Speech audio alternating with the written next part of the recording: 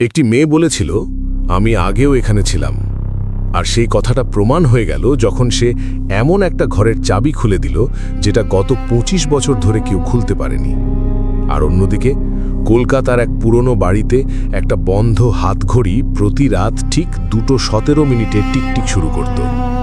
আর যে ঘড়িটা হাতে নিয়েছে তাদের প্রত্যেকের জীবনে নেমে এসেছে এমন অন্ধকার যা থেকে ফেরার পথ আজও খোলেনি। শ্রোতা বন্ধুরা, আপনারা এখন বসে আছেন ঠিক সেই মুহূর্তে, যে মুহূর্তের জন্য অশরীরী প্রতিদিন অপেক্ষা করে। বাইরে হয়তো এখন রাতের অন্ধকার জমছে ধীরে ধীরে। ঘরের কোণে আলো ছায়ার যে খেলা চলছে সেটা একটু মনোযোগ দিয়ে দেখুন, কারণ অশরীরীর ভুবনে পা রাখলে সেই ছায়াগুলো কখনো কখনো একটু বেশি গাঢ় হয়ে যায়। আজ বুধবার রাত 9টা বাজে, আর সন্ধে 7টা এবং রাত 9টা মানেই অশরীরীর ভয়ের আসর। এই আসরে আমরা এমন সব ঘটনা শেয়ার করি যা ঘটেছে সত্যিকারের মানুষের জীবনে, যা শোনার পর আপনি হয়তো একটু থামবেন, ঘরের চারদিকে একবার তাকাবেন আর ভাববেন, এটা কি সত্যি সম্ভব? হ্যাঁ, সম্ভব, কারণ এটা ঘটেছে। আজকের এপিসোড 120-তে আমি আপনাদের নিয়ে যাব ভারতের দুটি জায়গায়।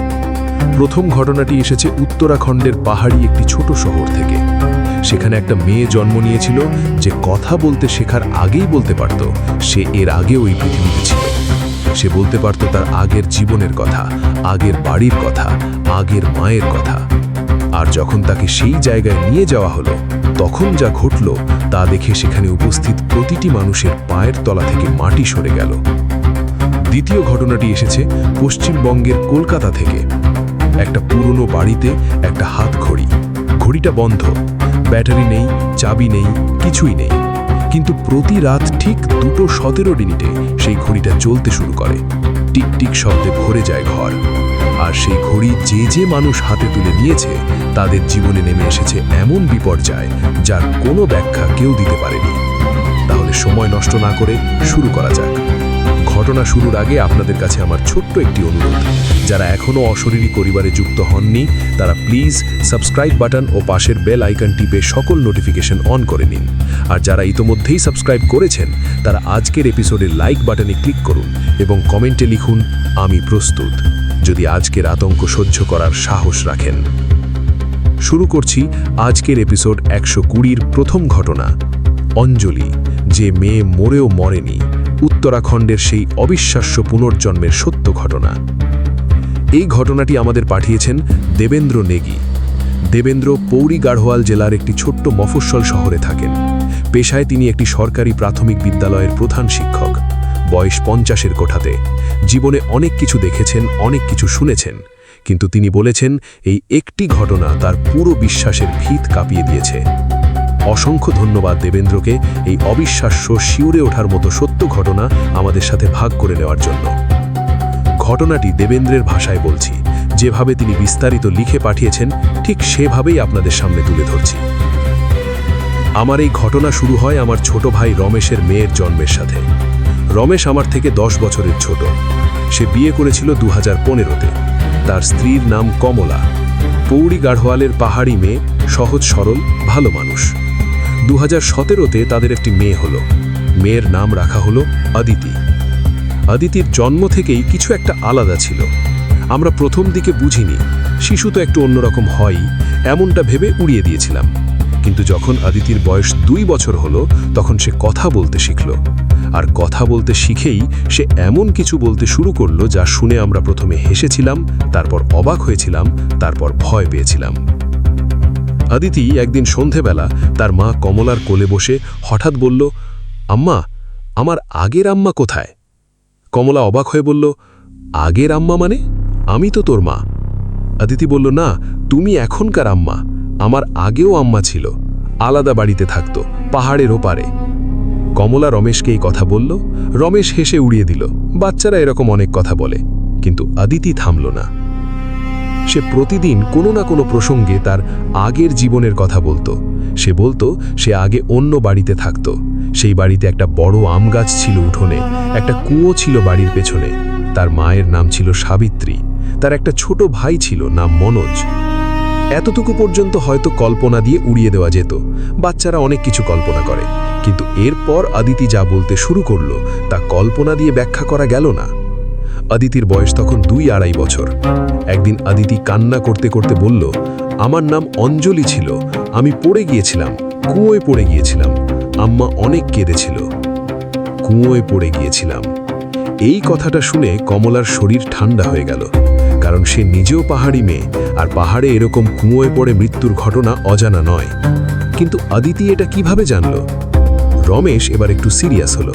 সে অদিতিকে জিজ্ঞেস করল, তুই কোথায় থাকতি আগে, কোন গ্রামে? অদিতি বলল, দূরে, পাহাড়ের ওপারে, সেখানে মন্দির আছে, লাল মন্দির, আর মন্দিরের পাশে বট গাছ। লাল মন্দির, বট গাছ, পাহাড়ের ওপারে। আমি সেই সময় রমেশের বাড়িতে ছিলাম না, দূরে ছিলাম। রমেশ আমাকে ফোনে জানালো। আমি প্রথমে মাথায় নিলাম না, কিন্তু রমেশ বলল, দাদা ব্যাপারটা বাড়ছে, মেয়েটা এমন সব জিনিসের কথা বলছে যা সে জানার কথা নয়। আমি বললাম, কি রকম? রমেশ বলল, অদিতি একদিন বলেছে তার আগের বাড়িতে একটা হলুদ রঙের গরু ছিল, সেই গরুর নাম ছিল লক্ষ্মী। গরুটার পেছনের বাঁ পায়ে একটা সাদা দাগ ছিল। হলুদ গরু, নাম লক্ষ্মী, পেছনের বাঁ পায়ে সাদা দাগ। একটা 2.5 বছরের বাচ্চা এটা কোথা থেকে বলছে? আরেকদিন অদিতি বলেছে সে যেখানে থাকতো সেখানে পাহাড়ের উপর একটা পুরনো মন্দির আছে। সেই মন্দিরের ভেতরে একটা পাথরের হাতি আছে, হাতির সুর একটু ভাঙা, আর মন্দিরের দেওয়ালে কালো কালো লেখা আছে। রমেশ এই কথাগুলো আমাকে বলে জানতে চাইল আমি কি মনে করি। আমি বললাম, একটা কাজ করো, এইসব কথা লিখে রাখো, মেয়ে যা যা বলে সব লিখে রাখো, পরে যদি যাচাই করার সুযোগ হয় করব। রমেশ লিখতে শুরু করলো, আর অদিতি বলতেই থাকলো। সে বলল, তার আগের বাড়িতে তার বাবা কাঠমিস্ত্রি ছিলেন, তার আগের বাবার নাম ছিল হরিপ্রসাদ। সে বলল, তার আগের গ্রামে একটা নদী ছিল, নদীতে পাথরের ওপর বসে সে মাছ দেখত। সে বলল, তার একটা লাল রঙের ফ্রক ছিল, সেটাই ছিল তার সবচেয়ে প্রিয়। মাসের পর মাস এই কথাগুলো জমতে থাকলো। রমেশের খাতায় পাতার পর পাতা ভরে গেল। অদিতির কথাগুলো অবিশ্বাস্য রকম বিস্তারিত ছিল, এতটা বিস্তারিত যে একটা 2-2.5 বছরের বাচ্চার পক্ষে এত কিছু কল্পনা করা সম্ভব নয়। কিন্তু আসল ঘটনাটা ঘটল অদিতির বয়স 3 বছর হওয়ার পর। একদিন অদিতি হঠাৎ কান্না করতে করতে বলল, আম্মা আমি যেতে চাই, আমার আগের আম্মার কাছে যেতে চাই। সে কাঁদছে, আমি যখন পড়ে গিয়েছিলাম তারপর থেকে সে সব সময় কাঁদছে। কমলা মেয়েকে বুকে জড়িয়ে ধরল। কমলার চোখেও জল এসে গেল। অদিতি বলল, আম্মা সে এখনো বেঁচে আছে, আমার আগের আম্মা, সাবিত্রী আম্মা। সে বুড়ো হয়ে গেছে, কিন্তু আমার জন্য কাঁদছে, আমি তার কাছে যেতে চাই। এই কথা শোনার পর রমেশ একটা সিদ্ধান্ত নিল। সে ঠিক করল অদিতিকে নিয়ে সেই জায়গায় যাবে। অদিতি যা যা বলেছে সেই হিসেবে জায়গাটা খুঁজে বের করার চেষ্টা করবে। রমেশ আমাকে ফোন করলো, বলল, দাদা তুমিও আসবে, একসাথে যাব। আমি রাজি হলাম। আমরা একটা পরিকল্পনা করলাম। অদিতি বলেছিল জায়গাটা পাহাড়ের ওপারে, পৌরি গাঢ়ওয়াল থেকে পাহাড়ের ওপারে মানে সম্ভবত রুদ্রপ্রয়াগ বা চমলি জেলার দিকে কোনো গ্রাম। অদিতি বলেছিল সেখানে একটা লাল মন্দির আছে, বটগাছ আছে, নদী আছে। আমরা প্রথমে এলাকার কিছু পরিচিত মানুষের সাথে কথা বললাম। তাদের জিজ্ঞেস করলাম পাহাড়ের ওপারে এমন কোনো গ্রাম আছে কিনা যেখানে লাল মন্দির আছে আর পুরনো বটগাছ আছে। এরকম অনেক গ্রাম হতে পারে, কিন্তু একজন বয়স্ক মানুষ বললেন রুদ্রপ্রয়াগের দিকে পাহাড়ের একটু ভেতরে ডান্ডা গ্রাম নামে একটা ছোট গ্রাম আছে।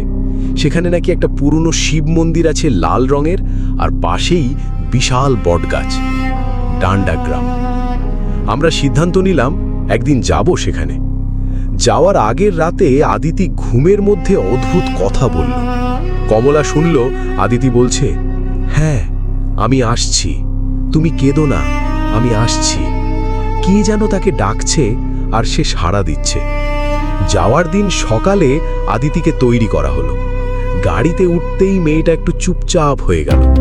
স্বাভাবিকত সে খুব চঞ্চল, কিন্তু গাড়িতে উঠে জানালার বাইরে তাকিয়ে রইল। পৌড়ি থেকে রুদ্রপ্রয়াগের দিকে যেতে যেতে এক জায়গায় গাড়ি পাহাড়ের বাঁক ঘুরল। সেই মুহূর্তে আদিতি হঠাৎ বলে উঠল, এই রাস্তায় একটা পুরনো পিপুল গাছ আছে না, একটু সামনে গেলেই দেখা যাবে। আমরা একে অপরের মুখ দেখলাম। পিপুল গাছ এই রাস্তায়? গাড়ি আরেকটু এগোতেই সত্যি সত্যি একটা বিশাল পিপুল গাছ দেখা গেল রাস্তার পাশে। পুরনো, বিশাল, ডালপালা ছড়ানো। গাড়ির ভেতরে সবাই নিঃশব্দ হয়ে গেলাম। আদিতি বলল, এই গাছের কাছে একটা ছোট মূর্তি আছে, পাথরের। ওই যে, সে আঙুল দিয়ে দেখালো। গাড়ি থামানো হলো, আমি নামলাম, গাছের গোড়ায় গেলাম। সত্যি একটা ছোট্ট পাথরের মূর্তি, মাটির প্রায় মিশে যাওয়া, অনেকদিন পুরনো। আশেপাশের মানুষ হয়তো পুজো করে এখানে, কিন্তু এই গাছ, এই মূর্তি আদিতি জানলো কিভাবে? ডান্ডা গ্রামে পৌঁছতে আরও ঘন্টা দুয়েক লাগলো। পাকা রাস্তা ছেড়ে কাঁচা পথে, পাহাড়ের গায়ে ছোট্ট গ্রাম। ঢোকার মুখেই দেখা গেল একটা লাল মন্দির, পাশে বিশাল বটগাছ। আদিতি গাড়ি থেকে নামার আগেই বলল, মন্দিরের পেছনে একটা বড় পাথর আছে, সেই পাথরে বসে আমি আর মনোজ খেলতাম। আমরা নামলাম, আমি মন্দিরের পেছনে গেলাম। সত্যি একটা বড় মসৃণ পাথর। গ্রামের মানুষজন আমাদের দেখে একটু কৌতূহলী হলো। একজন বয়স্ক মানুষ এগিয়ে এলেন, জিজ্ঞেস করলেন কোথা থেকে এসেছি, কি দরকার। রমেশ পুরো ঘটনা বলল যে আমার মেয়ে অদ্ভুত সব কথা বলে, এই গ্রামের কথা বলে। বলে সে আগে এখানে থাকতো, তার নাম ছিল অঞ্জলি, তার মায়ের নাম সাবিত্রী, বাবার নাম হরিপ্রসাদ। বয়স্ক মানুষটা চুপ হয়ে গেলেন, একটা দীর্ঘ নিঃশ্বাস ফেললেন, তারপর বললেন, হরিপ্রসাদ এই গ্রামেই থাকতো, কাঠমিস্ত্রি ছিল। তার মেয়ের নাম ছিল অঞ্জলি। বছর 15 আগে মেয়েটা কুয়োয় পড়ে মারা গেছে, তখন মেয়ের বয়স ছিল 7। 15 বছর আগে কুয়োয় পড়ে মৃত্যু, নাম অঞ্জলি, বাবা হরিপ্রসাদ, কাঠমিস্ত্রি। আদিতির বলা প্রতিটি কথা মিলে যাচ্ছে। আমার পা কাঁপছিল, রমেশের হাত ঠান্ডা হয়ে গেছে অনুভব করলাম। কমলা আদিতিকে বুকে চেপে ধরেছে। বয়স্ক মানুষটা বললেন, অঞ্জলির মা সাবিত্রী এখনো বেঁচে আছেন, এই গ্রামেই আছেন। হরিপ্রসাদ কিছু বছর আগে মারা গেছেন, ছেলে মনোজ আছে, বাইরে থাকে, মাঝে মাঝে আসে। সাবিত্রী এখনো বেঁচে আছেন, মনোজ আছে, সব মিলে যাচ্ছে। আদিতি এই মানুষটার কথা শুনছিল, সে এতক্ষণ চুপ ছিল। এখন সে বলল, সাবিত্রী আম্মার ঘর কোথায়? আমি যেতে চাই। 3 বছরের একটি মেয়ে সাবিত্রী আম্মা বলছে। বয়স্ক মানুষটা আমাদের নিয়ে গেলেন। একটা ছোট্ট বাড়ি, মাটির দেওয়াল, টিনের চাল, উঠোনে একটা আম গাছ। আম গাছ।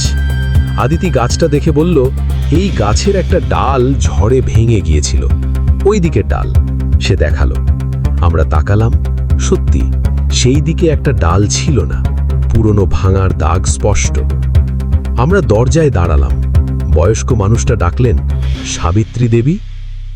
ভেতর থেকে একজন বৃদ্ধা মহিলা বেরিয়ে এলেন, বয়স প্রায় 70, মুখে বলিরেখা, চুল পাকা, কিন্তু চোখ দুটো এখনো তীক্ষ্ণ। তিনি আমাদের দেখলেন, কিছু বুঝলেন না। বয়স্ক মানুষটা তাকে বাংলায় না, স্থানীয় গাড়োয়ালি ভাষায় কিছু বললেন। সাবিত্রী দেবীর মুখের ভাব বদলে গেল। তিনি আদিতির দিকে তাকালেন। আদিতি এতক্ষণ কমলার কোলে ছিল, এখন সে কোল থেকে নামতে চাইল। কমলা নামিয়ে দিল। আদিতি ছোট ছোট পায়ে সাবিত্রী দেবীর দিকে এগিয়ে গেল। সাবিত্রী দেবী নিচু হয়ে বসলেন মেয়েটার সামনে। দুজন একে অপরের দিকে তাকিয়ে রইল। তারপর আদিতি হঠাৎ গাড়োয়ালি ভাষায় কিছু বলল। আমরা কেউ বুঝলাম না, কিন্তু সাবিত্রী দেবী বুঝলেন। তার চোখ থেকে জল গড়িয়ে পড়ল। তিনি 2 হাত দিয়ে মুখ ঢাকলেন, কাঁদতে কাঁদতে মাটিতে বসে পড়লেন। আমরা হতভম্ব হয়ে দাঁড়িয়ে আছি। পরে জানলাম আদিতি গাড়োয়ালি ভাষায় বলেছিল, আম্মা, আমি এসেছি, তুমি কেঁদো না, আমি ভালো আছি। একটা 3 বছরের মেয়ে যে কখনো গাড়োয়ালি ভাষা শেখেনি, কোনোদিন শোনেনি, সে গাড়োয়ালি ভাষায় কথা বলছে। আমি নিজেই সেই মুহূর্তে চোখ মুছলাম। আমার বুকের ভেতরে কি যে হচ্ছিল বলে বোঝাতে পারবো না। সাবিত্রী দেবী আস্তে আস্তে সামলালেন নিজেকে, আমাদের ভেতরে নিয়ে গেলেন, বসতে দিলেন। তারপর শুরু হলো এমন একটা অধ্যায় যা চিন্তা করলে আজও আমার গলা শুকিয়ে আসে। আদিতি ঘরে ঢুকেই বলল, এই ঘরটা বদলে গেছে। আগে ওই দেওয়ালে একটা ক্যালেন্ডার ছিল, পাহাড়ের ছবি দেওয়া ক্যালেন্ডার। সে সেই দেওয়ালটা দেখালো। সাবিত্রী দেবী মাথা নাড়লেন, হ্যাঁ ছিল। আদিতি বলল, ওই কোণে একটা টিনের বাক্স ছিল, লাল রঙের। সাবিত্রী দেবী উঠে গেলেন। একটু পরে ফিরে এলেন একটা পুরনো মরচে ধরা লাল টিনের বাক্স নিয়ে। বললেন, এটা অঞ্জলির বাক্স ছিল, এতে ওর জিনিসপত্র রাখতাম। আদিতি বাক্সটার দিকে এগিয়ে গেল, হাত দিয়ে স্পর্শ করল, তারপর বলল, এই বাক্সে একটা লাল ফ্রক আছে, আর একটা কাঠের পুতুল, আর একটা ছোট্ট আয়না। সাবিত্রী দেবী ধীরে ধীরে বাক্স খুললেন। বাক্সের ভেতরে একটা লাল ফ্রক, একটা কাঠের পুতুল, একটা ছোট্ট আয়না। আমার ভাই রমেশ পাশে দাঁড়িয়ে কাঁদছিল। কমলা আর দাঁড়াতে পারছিল না, বসে পড়ল। এর পরে যা হলো তা আমার জীবনের সবচেয়ে অবিশ্বাস্য মুহূর্ত। সাবিত্রী দেবী আদিতিকে জিজ্ঞেস করলেন গাড়োয়ালিতে, তুই কি আমাকে চিনিস? আদিতি বলল, হ্যাঁ, আমি তোমার আম্মা। তোর নাম কি ছিল? অঞ্জলি। তুই মারা যাওয়ার দিন কি হয়েছিল? আদিতি একটু চুপ করল, তারপর বলল, আমি বিড়াল ছানাকে দেখতে গিয়েছিলাম। বিড়ালটা কুয়োর পাশে ছিল। আমি ঝুঁকেছিলাম দেখতে, তারপর পড়ে গেলাম। পানি খুব ঠান্ডা ছিল। সাবিত্রী দেবী ভেঙে পড়লেন, হাউ মাউ করে কাঁদলেন, কারণ ঠিক এইটুকু তথ্যই শুধু সাবিত্রী দেবী জানতেন। অঞ্জলি কুয়োর পাশে একটা বিড়াল ছানা দেখতে গিয়ে পড়ে গিয়েছিল। এটা বাইরের কেউ জানার কথা নয়, কিন্তু এখনো বাকি ছিল সবচেয়ে অবিশ্বাস্য অংশ। সাবিত্রী দেবীর ঘরে একটা পুরনো আলমারি ছিল, কাঠের, তালাবদ্ধ। তিনি বললেন, এই আলমারিটা 25 বছর ধরে বন্ধ, চাবি হারিয়ে গেছে। অঞ্জলি মারা যাওয়ার আগে চাবিটা এই আলমারিতেই রেখেছিল, তারপর কোনো এক কারণে তালা লেগে গিয়েছিল, আর চাবি খুঁজে পাইনি কোনোদিন। মিস্ত্রি ডেকেছিলাম তালা ভাঙতে, কিন্তু মন মানেনি। মনে হয়েছিল ওটা ভাঙা উচিত নয়। আদিতি আলমারির দিকে তাকালো, তারপর ঘরের এক কোণে গেল, মেঝের একটা পাথরের ইট ধরে টানল। আমরা অবাক হয়ে দেখলাম, পাথরের ইটের নিচে একটা ছোট্ট মরচে ধরা চাবি। আদিতি চাবিটা হাতে নিয়ে আলমারির দিকে গেল। হাতটা ছোট, তবুও সে চাবিটা তালায় লাগালো, ঘুরিয়ে দিল। তালা খুলে গেল। 25 বছর পরে সেই আলমারির দরজা খুলল। ভেতরে কিছু পুরনো কাপড়, কিছু ছবি, আর একটা ছোট্ট হাতে লেখা চিঠি। সাবিত্রী দেবী চিঠিটা হাতে নিলেন, পড়লেন। তার হাত কাঁপছে। চিঠিটা অঞ্জলির হাতে লেখা ছিল। মারা যাওয়ার কিছুদিন আগে স্কুলে শিখে এসে সে মাকে চিঠি লিখেছিল। সেই চিঠিতে লেখা ছিল, আম্মা, আমি তোমাকে ভালোবাসি, তুমি কখনো কেঁদো না, তুমি কখনো কেঁদো না। সেই দিন সেই ঘরে আমরা সবাই কাঁদলাম।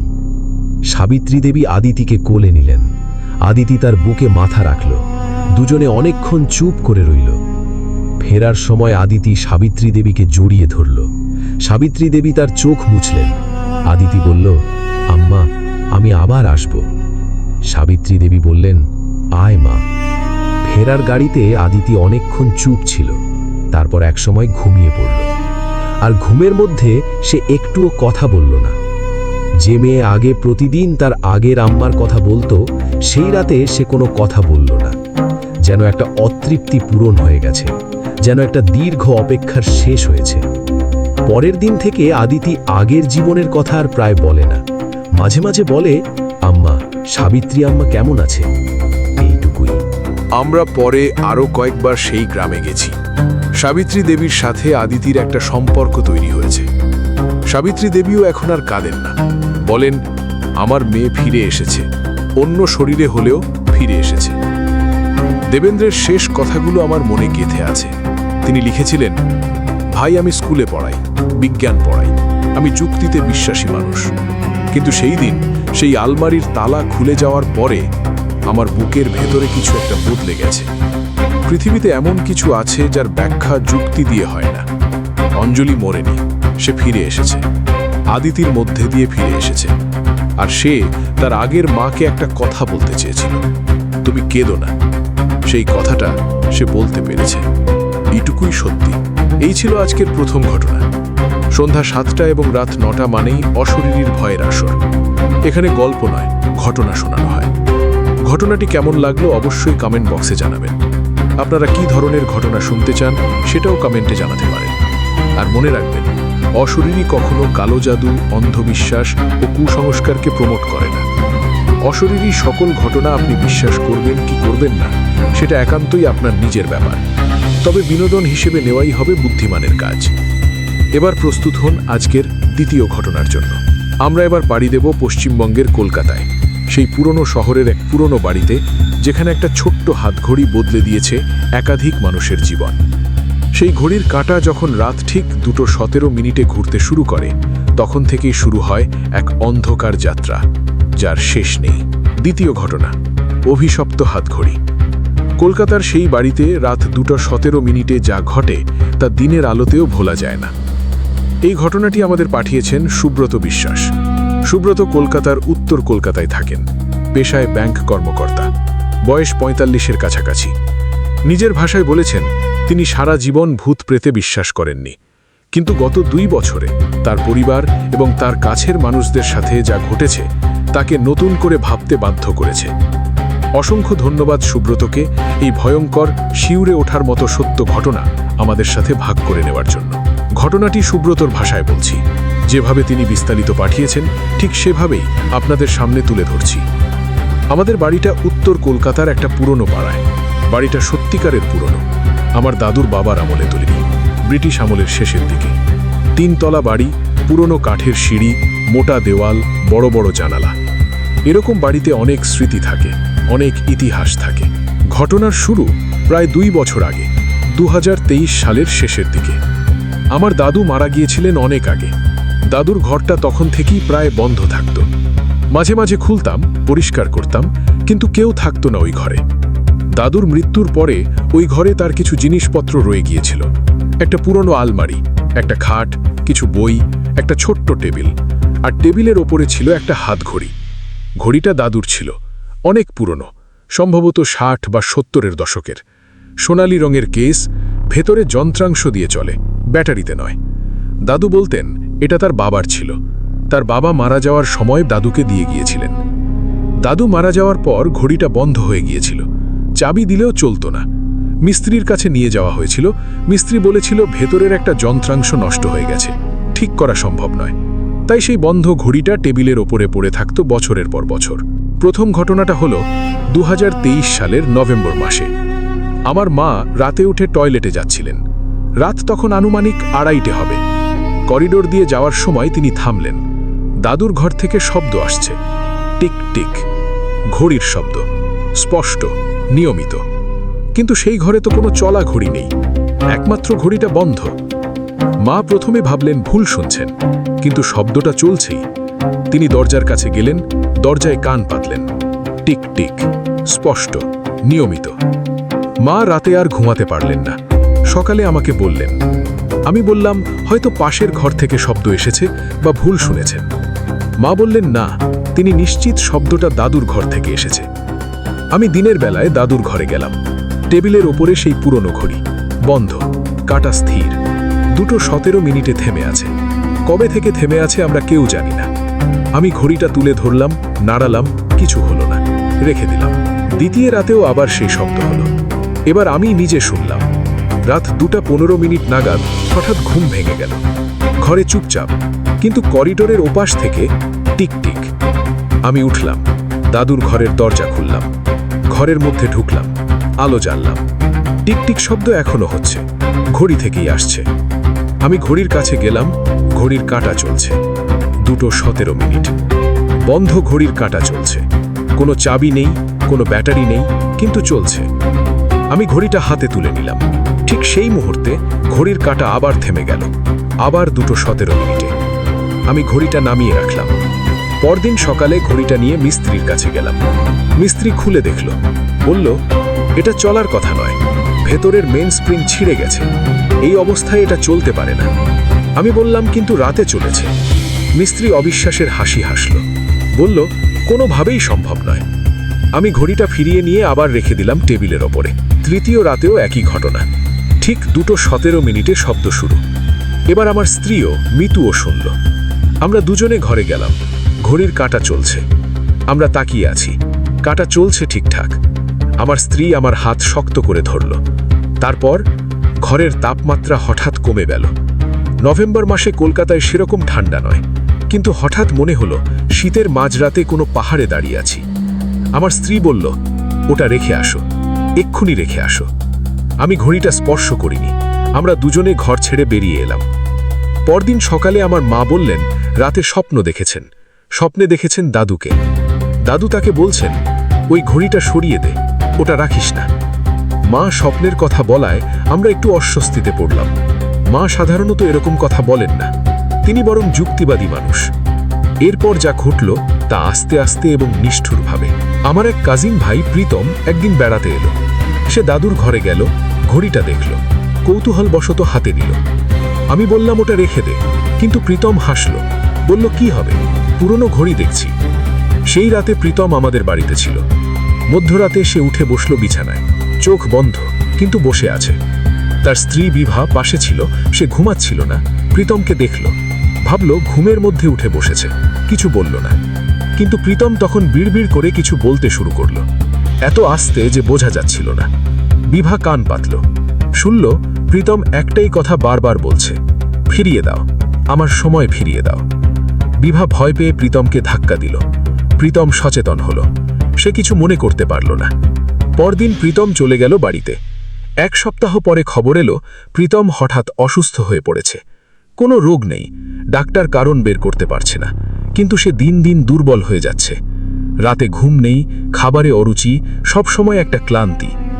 আমি ভাবলাম হয়তো কাকতালীয়, কিন্তু এরপরে যা ঘটল তা কাকতালীয় বলা কঠিন হয়ে গেল। আমাদের বাড়িতে আরেক কাজিন এলো কিছুদিন পর, রঞ্জিত। সে একটু বেপরোয়া স্বভাবের। দাদুর ঘরের ঘড়ির কথা শুনে সে ইচ্ছা করেই গেল দেখতে, বলল ভূতের ঘড়ি, দেখাও তো। আমি বারণ করলাম, কিন্তু সে শুনল না। ঘড়িটা হাতে নিল, ঘুরিয়ে দেখল। রঞ্জিত যাওয়ার 2 দিন পরে তার একটা গুরুতর সড়ক দুর্ঘটনা হলো। বাইক থেকে পড়ে গেল, হাতের হাড় ভাঙল, মাথায় চোট লাগল। দুর্ঘটনার দিন রাতটা কত ছিল? রাত 2টোর একটু পর। এখন পর্যন্ত 2 জন ঘড়িটা হাতে নিয়েছে, 2 জনের জীবনেই ভালো কিছু ঘটেছে। আমার স্ত্রী মিতু বলল, এই ঘড়ি বাড়ি থেকে সরাও। কিন্তু সরাবো কোথায়? ফেলে দেব? ভাঙব? না, ওটা দাদুর জিনিস, দাদুর বাবার জিনিস। আমি ঘড়িটা নিয়ে একটা পুরনো বাক্সে রাখলাম, বাক্স বন্ধ করলাম, দাদুর ঘরের আলমারিতে রেখে দিলাম। কিন্তু রাত 2:17 বন্ধ বাক্স থেকেও সেই টিকটিক শব্দ আসত। এবার আমি সিদ্ধান্ত নিলাম একটু অনুসন্ধান করব। এই ঘড়িটার ইতিহাস কি? এটা আসলে কার, কোথা থেকে এসেছিল? আমার বাবা এখন বৃদ্ধ, তার স্মৃতিশক্তি কিছুটা কমেছে, কিন্তু তাকে জিজ্ঞেস করলাম। বাবা বললেন দাদু বলতেন ঘড়িটা তার বাবার, মানে আমার প্রপিতামহের, কিন্তু দাদু কখনো বলেননি ঘড়িটা কোথা থেকে এসেছে। আমি দাদুর পুরনো চিঠিপত্র ঘাঁটলাম। দাদু কিছু চিঠি রেখে গিয়েছিলেন আলমারিতে, পুরনো হলুদ হয়ে যাওয়া চিঠি, বাংলায় লেখা। পড়তে একটু কষ্ট হয়, কারণ পুরনো হস্তলিপি। একটি চিঠিতে দাদু তার বন্ধুকে লিখেছিলেন। চিঠির তারিখ 1978 সাল। সেই চিঠিতে একটা জায়গায় লেখা ছিল, বাবার সেই ঘড়িটা এখনো আছে, ওটা নিয়ে আমার মনে একটা ভয় আছে। বাবা বলতেন ঘড়িটা একজনের কাছ থেকে পাওয়া। সেই মানুষটা কে ছিলেন বাবা কখনো বলেননি, শুধু বলতেন ওটা রেখে দাও, বিক্রি করো না, কিন্তু কাউকে পড়ো না, কাউকে পড়ো না।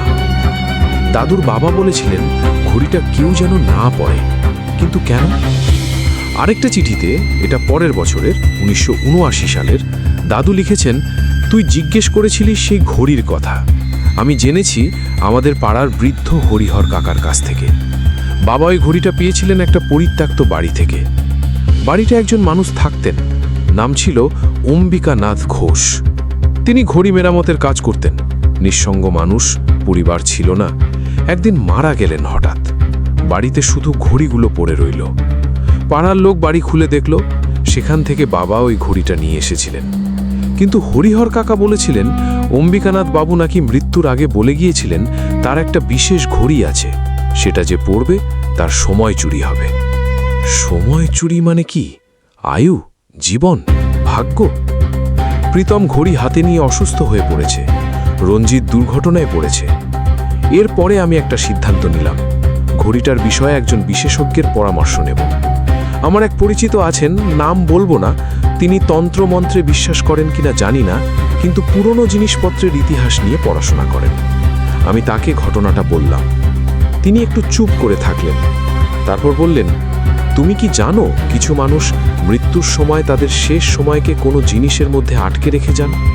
বিশেষত যে মানুষেরা একা মরেন, যাদের কেউ থাকে না, তাদের অপূর্ণ ইচ্ছা, তাদের অতৃপ্তি কোনো বস্তুতে গেঁথে যায়। অম্বিকানাথ ঘোষ ঘড়ির মিস্ত্রি ছিলেন। সারা জীবন ঘড়িই তার সঙ্গী ছিল। মরার সময় সেই ঘড়িতেই হয়তো তার সত্তার একটা অংশ রয়ে গেছে। আর সেটা রাত 2:17 জেগে ওঠে, কারণ সম্ভবত তিনি ওই সময়ই মারা গিয়েছিলেন। রাত 2:17 মৃত্যু। তিনি আরও বললেন, যে এই ঘড়ি স্পর্শ করেছে তাদের জীবনে কি কোনো বিপদ এসেছে? সময় মানে আয়ু। যদি ঘড়িটা সত্যিই কিছু বহন করে, তাহলে সে অন্যের সময় নিতে পারে। আমি বললাম, প্রীতম অসুস্থ, রঞ্জিত দুর্ঘটনায় পড়েছে। তিনি বললেন, ঘড়িটা বাড়িতে রাখবেন না। কিন্তু কোথায় নিয়ে যাব? তিনি বললেন, গঙ্গায় বিসর্জন দিন, কিন্তু যাওয়ার আগে একটা কাজ করুন, ঘড়িটা সরাসরি হাত দিয়ে ধরবেন না, কাপড়ে মুড়ে নিয়ে যাবেন। আমি সিদ্ধান্ত নিলাম পরের রবিবার ঘড়িটা গঙ্গায় নিয়ে যাব। কিন্তু তার আগেই আরেকটা ঘটনা ঘটল। শনিবার রাতে আমার মেয়ে পিউ, যার বয়স 12 বছর, সে দাদুর ঘরে গেল একা। আমরা কেউ জানতাম না। সে কৌতূহলবশত গিয়েছিল। ঘরে ঢুকে ঘড়িটা দেখল, হাত বাড়ালো। মিতু ঠিক সেই মুহূর্তে ঘরের পাশ দিয়ে যাচ্ছিল। পিউকে দেখে চিৎকার করে উঠল, না, ছোঁয়ো না ওটা। পিউ চমকে হাত সরিয়ে নিল। মিতু গিয়ে পিউকে টেনে ঘর থেকে বের করল। সেই রাতে রাত 2:17 আমি জেগে উঠলাম। টিক টিক শব্দ হচ্ছে, কিন্তু এবার শব্দটা আগের চেয়ে জোরে, যেন রাগান্বিত, যেন কিছু একটা বিরক্ত হয়েছে। আর ঘরের দরজার নিচের ফাঁক দিয়ে আলো, সেই নীলচে আলো নয়, এবার হলধাভো কাঁপা কাঁপা আলো, যেন একটা মোমবাতির আলো। দাদুর ঘরে কোনো মোমবাতি নেই। আমি উঠলাম, দরজা খুললাম। ঘরে কিছু নেই, আলো নেই, কিন্তু ঘড়িটার কাঁটা চলছে। আমি তাকিয়ে আছি। তারপর হঠাৎ ঘড়িটা থামল। আর ঠিক সেই মুহূর্তে আমার মনে হলো কে যেন আমার কানের কাছে ফিসফিস করে বলল, এটা আমার। আমি প্রায় চিৎকার করে ফেলার ইচ্ছে করেছিলাম। দৌড়ে ঘর থেকে বেরিয়ে এলাম। পরদিন শনিবার সকালে আমি কাপড়ে মুড়ে ঘড়িটা একটা ব্যাগে নিলাম। মিতু, আমি আর আমার মা গেলাম গঙ্গার ধারে। ঘড়িটা বিসর্জন দেওয়ার আগে মা বললেন, বাবার জিনিস নদীতে দিচ্ছি, বাবা ক্ষমা করো। তারপর ব্যাগ সহ ঘড়িটা গঙ্গার জলে ছেড়ে দিলাম। জলে পড়ার পর একটু ভেসে থাকলো, তারপর ধীরে ধীরে ডুবে গেল। বাড়িতে ফিরলাম। সেই রাত থেকে টিকটিক শব্দ আর হয়নি। পরের কদিন শান্ত কাটল। প্রীতম আস্তে আস্তে সুস্থ হতে শুরু করলো, রঞ্জিত সেরে উঠল। কিন্তু ঘটনাটা এখানেই শেষ হলে এই ঘটনা আমি পাঠাতাম না। ঘড়িটা গঙ্গায় ফেলার ঠিক 1 মাস পরে একটা ঘটনা ঘটল। আমাদের পাড়ায় একটা পুরনো বাড়ি ভাঙছিল। সেই বাড়ি ভাঙতে গিয়ে দেওয়ালের মধ্যে থেকে একটা পুরনো বাক্স বেরিয়ে এলো। বাক্সটা ভাঙা, ভেতরে কিছু পুরনো কাগজ, পুরনো যন্ত্রপাতি আর একটা ঘড়ি। ঠিক একই রকম ঘড়ি, সোনালি কেস, বন্ধ, কাঁটা থেমে আছে 2:17। বাড়িটার পুরনো মালিকের নাম অম্বিকানাথ ঘোষ। এই তথ্য শুনে আমার পায়ের তলা থেকে মাটি সরে গেল। অম্বিকানাথ বাবু একটা ঘড়ি বানাননি, একাধিক ঘড়ি বানিয়েছিলেন, একই রকম, একই সময়ে থামা। সেই ঘড়ি এখন কার হাতে পড়বে? পাড়ার একটা ছেলে কৌতূহলবশত সেই ঘড়িটা তুলে নিয়েছিল। তার 1 মাসের মাথায় তার বাবা গুরুতর অসুস্থ হয়ে হাসপাতালে ভর্তি হলেন। আমি এই খবর শুনে ছেলেটার বাড়িতে গেলাম। ঘড়িটা কোথায় জিজ্ঞেস করলাম। ছেলেটা বলল, ঘরে আছে। আমি বললাম, ফেলে দাও এক্ষুনি। ছেলেটা অবাক হলো। আমি পুরো ঘটনা বললাম। সে ঘড়িটা ফেলে দিল। তার বাবা সুস্থ হলেন। সুব্রতর শেষ কথাগুলো আমার মনে আছে। তিনি লিখেছিলেন, ভাই, পুরনো জিনিসের প্রতি আমাদের ভালোবাসা থাকা ভালো, কিন্তু পুরনো জিনিসে কখনো কখনো এমন কিছু থাকে যা আমাদের বোঝার বাইরে। আমার দাদু সেই ঘড়ি সারা জীবন রেখেছিলেন, কিন্তু কখনো পরেননি, কারণ তার বাবা বলে গিয়েছিলেন। সেই সতর্কবার্তা মেনেছিলেন বলেই তিনি রক্ষা পেয়েছিলেন। আমরা সেই সতর্কবার্তা ভুলে গিয়েছিলাম, কিন্তু অনেক দেরি হওয়ার আগে সামলে নিতে পেরেছিলাম। পুরনো বাড়িতে পুরনো জিনিস পাওয়া গেলে সেটা হাতে তোলার আগে একটু ভাবুন, এটা কেউ রেখে গিয়েছিল, কিন্তু কেন রেখে গিয়েছিল, কেন ফেলে যায়নি, কেন সাথে নিয়ে যায়নি। এই ছিল আজকের দ্বিতীয় এবং শেষ ঘটনা। শ্রোতা বন্ধুরা, আজকের এপিসোড 120-র 2টি ঘটনা আমরা শেষ করলাম। উত্তরাখণ্ডের পাহাড়ি গ্রামে একটা মেয়ে ফিরে এসেছিল অন্য শরীরে, অন্য নামে, কিন্তু তার মা একই, তার স্মৃতি একই। একটা পুরনো তালাবদ্ধ আলমারির চাবি সে খুলে দিয়েছিল 25 বছর পরে, কারণ সে জানত চাবি কোথায়। আর কলকাতার এক পুরনো বাড়িতে একটা ঘড়ি, যে ঘড়ি বন্ধ থেকেও চলে, রাত 2:17 জীবন্ত হয়ে ওঠে। যে ঘড়ি স্পর্শ করে তার জীবনে নামে অন্ধকার। এই ঘটনাগুলো আমাদের মনে করিয়ে দেয়, মৃত্যু হয়তো শেষ নয়, আত্মা হয়তো পথ খোঁজে, ভালোবাসা হয়তো জন্মান্তর পেরিয়ে ফিরে আসে, আর অতৃপ্তি সে আঁকড়ে থাকে বছরের পর বছর, দশকের পর দশক। আপনারা কেউ যদি এমন কোনো অভিজ্ঞতার মুখোমুখি হয়ে থাকেন, তা অশরীরীর সাথে শেয়ার করতে পারেন। আমাদের ইমেল অশরীরী@gmail.com। আপনার নাম ও পরিচয় গোপন রাখার প্রতিশ্রুতি দিচ্ছি। আজকের এপিসোড কেমন লাগলো কমেন্ট বক্সে জানাতে ভুলবেন না। লাইক দিন, শেয়ার করুন। যারা এখনও সাবস্ক্রাইব করেননি, প্লিজ সাবস্ক্রাইব করুন এবং বেল আইকন অন করুন। মনে রাখবেন, সন্ধ্যা 7 আর রাত 9টা মানেই অশরীরীর ভয়ের আসর।